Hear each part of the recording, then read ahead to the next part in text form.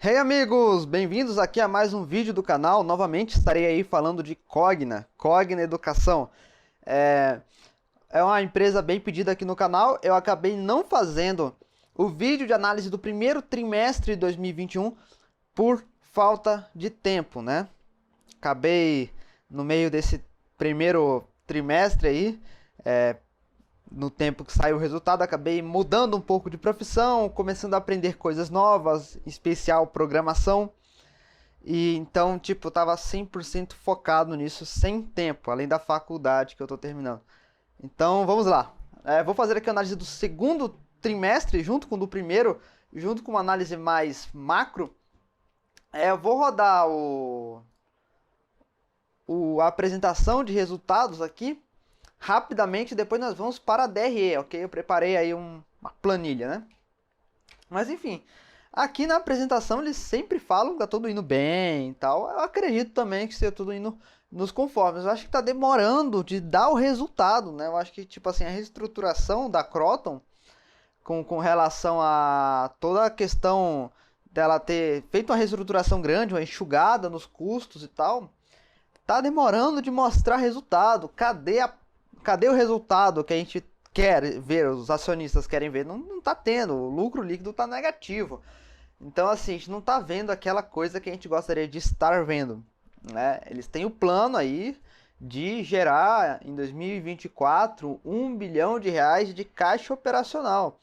Então a gente tem que começar vendo, né? Tipo, como é que tá a geração de caixa por agora, né? Como é que vai ficar este ano 2021? Como é que vai ficar 2022? Para gente saber se eles vão realmente fechar essa meta ou não. Então, aqui a gente tem como destaques aqui, né, da Cogna, uma geração de caixa operacional após os investimentos de 197 milhões. Isso é bom. E uma margem EBITDA recorrente de 25%. O que é uma margem EBITDA recorrente? Isso é bem falado no livro do Benjamin Graham, O Investidor Inteligente, quando eles apresentam o lucro recorrente, eliminados os efeitos não recorrentes. Tipo assim, nossa, a gente teve um gasto aqui que a gente não estava prevendo. Então, se não fosse esse gasto aqui de 100 milhões, nosso lucro teria sido de 100 milhões. Como houve esse gasto imprevisto, nosso lucro é zero. É um exemplo. É uma forma de tentar disfarçar, tá? Sabe por quê? Porque uma empresa que está com EBITDA crescendo e está com números bons, ela não fala EBITDA recorrente. Ela fala EBITDA, é o suficiente. Você não vê VEG, outras empresas grandes, Itaú, falando, nossa, o nosso lucro recorrente, né? Ou talvez outras empresas de educação. Mas aqui a Cogna precisa usar deste artifício para mostrar uma boa imagem da empresa, porque parte do valor das ações de uma empresa é também a imagem dela e as expectativas dos investidores conforme o futuro. Então, por isso que ela apresenta desse jeito. Mas, enfim, a alavancagem sobre controle, alongamento do passivo, né? Eles estão tentando emitir nova dívida e dívida mais longa para pagar a dívida que está para vencer. Então, eles estão querendo alargar, né? Alongar a curva de juros, curva de dívida. Um destaque aqui para essa parte aqui da Croton é essa parceria entre a Ampli e a TIM. Eu cheguei a dar uma olhada nessa questão da Ampli, né? É um site de faculdade, o site não funciona tão bem, né? Tem partes dele que não entra. Tá até olhando que eu tô para fazer uma faculdade também, aí depois tô pensando, né? E eu achei interessante, né? Porque ele visa uma pegada de faculdade 100% digital, que é um plano da Cogna. O plano da Cogna é alavancar e escalar a graduação digital. Então, literalmente, o plano dela é lucrar muito mais em cima do digital do que no presencial. Para compensar a perda de alunos do presencial, eles estão querendo oferecer o digital. Então isso vai ser muito importante. Cheguei até a dar uma olhada nesse curso aqui, ó, Engenharia de Software. Mas eu achei o site meio incompleto, sabe? Porque tem umas partes aqui, ó, que não tá escrito nada, ó. Cadê? Tem aqui em algum lugar, no primeiro semestre, no segundo. Lá, lá, lá, lá, lá, lá. Aí, ó.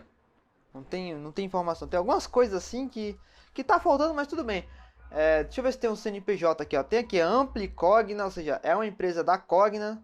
Tá aqui com o CNPJ da Anhanguera Educacional. A Anhanguera Educacional é uma marca dentro da Croton, né? Então a gente tem a Cogna tem a Croton, que é o braço de educação de graduação, educação presencial e digital. E aí lá dentro tem várias marcas, né? Deixa eu ver se eu consigo pesquisar aqui.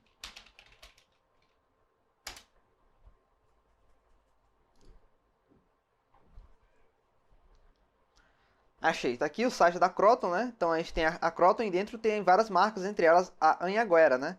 E agora entrou mais uma, a tal da Ampli. Então isso é interessante, eles terem uma parceria com a TIM para dar desconto e tal. É interessante também, né? Já vem aquela coisa, faça a faculdade na Ampli, que aí você tem internet da TIM de graça para usar a faculdade, por exemplo. Né? Caso, é para pessoas com plano e tal, né? Enfim. Mas, tipo, eu acho que é aquela coisa, tá demorando de a gente ver alguma coisa, né? Então aqui ele mostra ó, mais de 50 milhões de clientes presenciais, 250 cursos de graduação, 400 cursos livres. Então é um negócio interessante, né? Vamos ver no que vai dar. E aqui eles mostram alguns outros destaques, como a inadimplência, né? A inadimplência virou um problema grande na Cogna, aí 2019 e tal. E a gente está vendo aí que o prazo médio de recebimento de dívida caiu bastante, né? Dá a impressão que caiu bastante, né? A gente não tem uma escala aqui, mas ó, de 127 dias para 71 dias.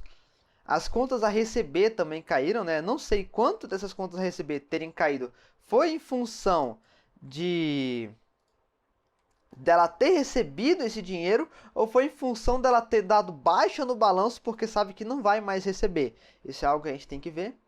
E o índice de cobertura também está aumentando aqui. O que é o índice de cobertura mesmo? Não sei o que é o índice de cobertura, tá? Índice de cobertura dos contas a receber, ser mais alto da indústria. Não sei exatamente. Base de alunos é um negócio que a gente tem que olhar muito, porque a base de alunos do ensino presencial não está crescendo. E a gente tem no ensino presencial um ticket médio de R$ 1.000. Então, se isso não está crescendo, é um problema. A graduação presencial tá, quer dizer, presencial não, digital tá crescendo, né? A base de alunos está crescendo, mas você percebe que o ticket médio é muito menor. Então, para você crescer a receita com digital para compensar a perda na graduação, você tem que crescer tipo muito mais a base de alunos, por conta da questão de o ticket médio ser menor. Mas enfim, está crescendo. Segmento híbrido aí que eles estão falando, né? De um pouco digital, um pouco presencial.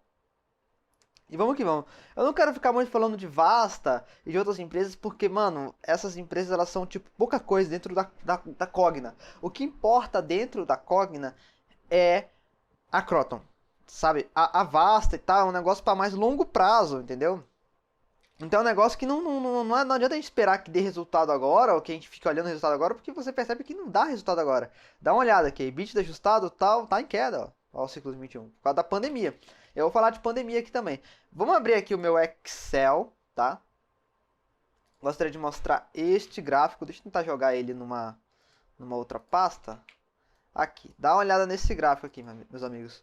Isso aqui é a receita líquida da Cogna trimestre a trimestre. Então a gente vê que desde 2019 ela tá em queda, né? Dá até a impressão que estabilizou, mas o que a gente vê, questão de receita líquida, é uma tendência, tá? Então isso é perigoso para o nosso caso. Agora eu tenho outra planilha interessante que é o tal do EBITDA recorrente, porque se eu colocar o EBITDA normal no gráfico, olha aqui, esse EBITDA de 4 bilhões negativos, isso vai zoar todo o gráfico, a gente não vai nem conseguir ler. Deixa eu jogar outro gráfico aqui, vamos lá, a gente tem que mexer no Excel aqui, eu trabalhava com Excel. EBITDA recorrente, a gente mostra também aqui uma tendência do que? Tendência de queda. Aqui, ó. Uma linha de tendência aqui, tá caindo, né? Então, é essa a preocupação, que não está sendo suficiente o que a Cogna está fazendo pro que a gente está esperando, né? E deixa eu criar aqui mais um gráfico.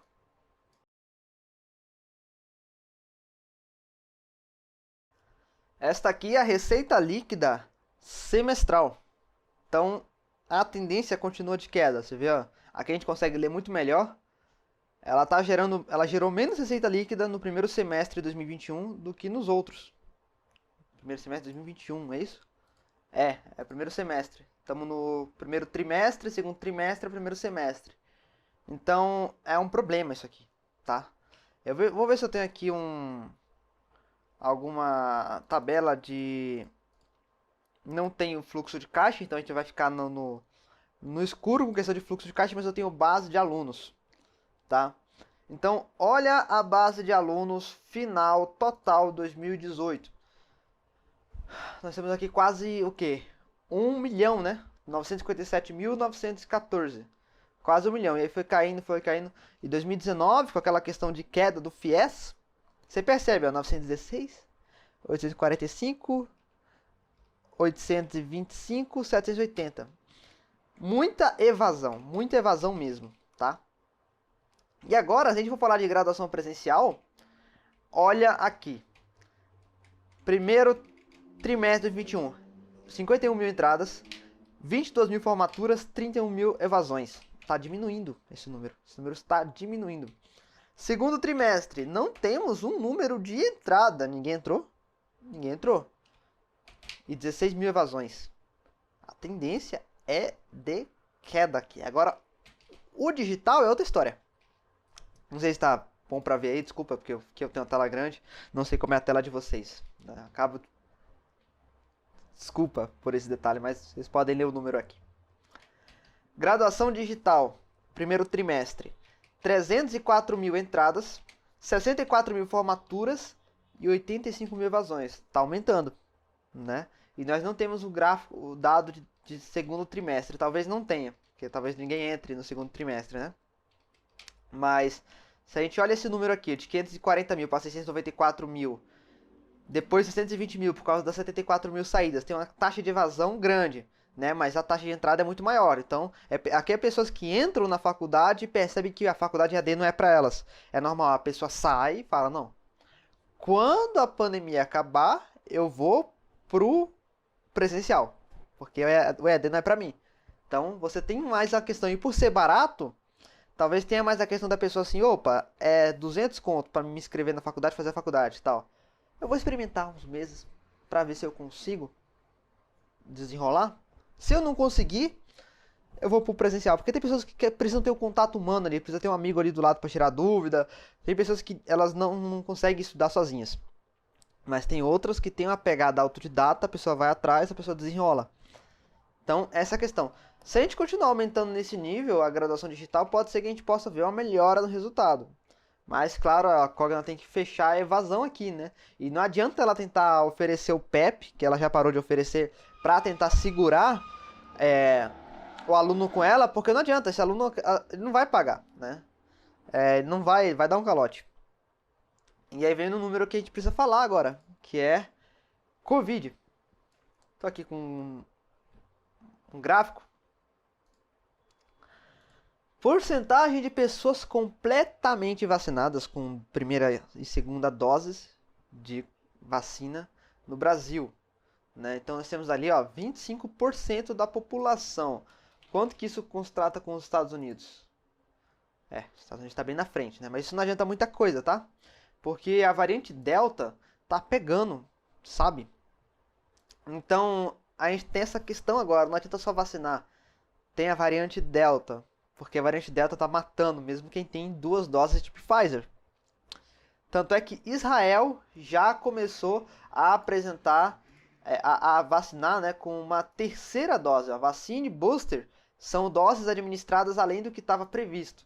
E aqui Israel é o país que já está fazendo isso, né? Já aplicou 1.380.000 doses de vacina adicional. Então, né, tem essa questão, né, ó. Deixa eu pegar aqui, mortes confirmadas. Brasil, tá caindo, né? Então, a tendência de queda, ok. Interessante, tendência de queda de mortes. Então, a gente tem que voltar ao emprego, né? Tem que voltar todo mundo pra rua mesmo. Pra poder o pessoal voltar a trabalhar e voltar a fazer faculdade. Porque eles não vão voltar pra faculdade sem emprego, tá? Quando você tá ganhando só o que dá pra você comer... Quando você vende o almoço para comprar janta, você não tem como pensar assim, na faculdade. Faculdade é 4 anos para se formar e depois você vai ter aumento de renda, né? E você precisa comer agora. Esse é o problema, tá? Então, deixa eu jogar uns outros países aqui, ó. Estados Unidos, Reino Unido, Israel. Que outros países a gente pode jogar aqui? Canadá. E a gente vê aqui, ó, que os Estados Unidos já estão novamente com mais mortes por Covid que o Brasil. Mesmo eles tendo 50% da população completamente vacinada com 2 doses da vacina. Ou com uma dose para as vacinas que precisa apenas de uma dose.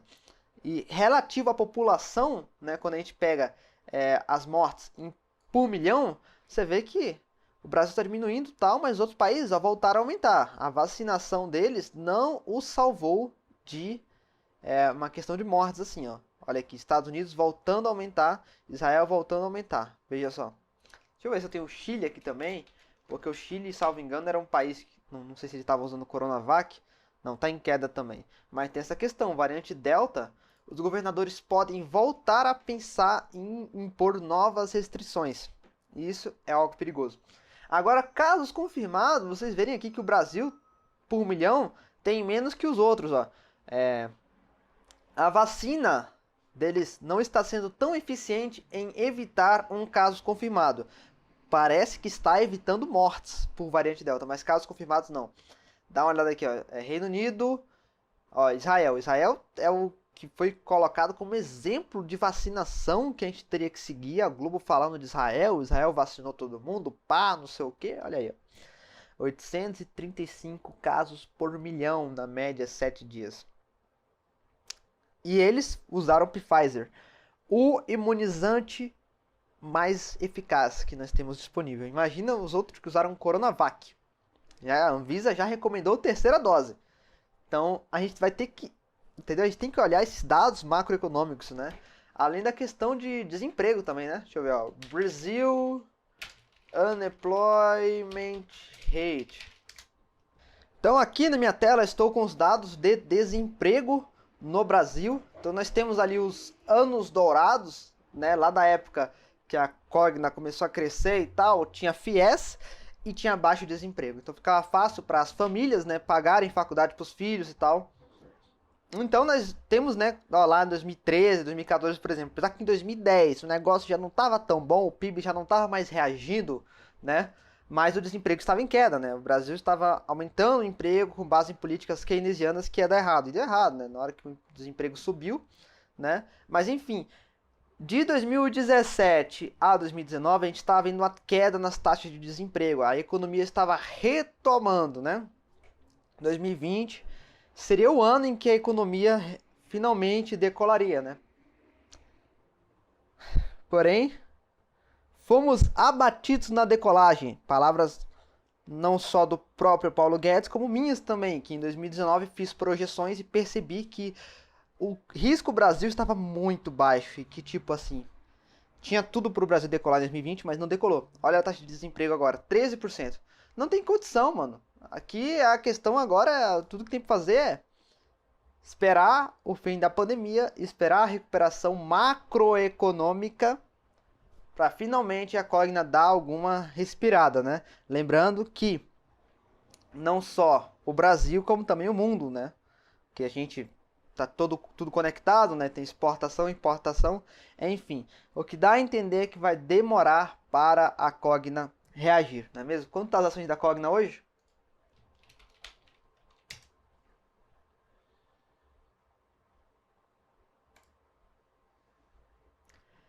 3,32, chegando perto de 3,18. Nossa. Como eu disse, vai demorar para ela reagir, não é mesmo? Por este vídeo é isso, tchau, tchau.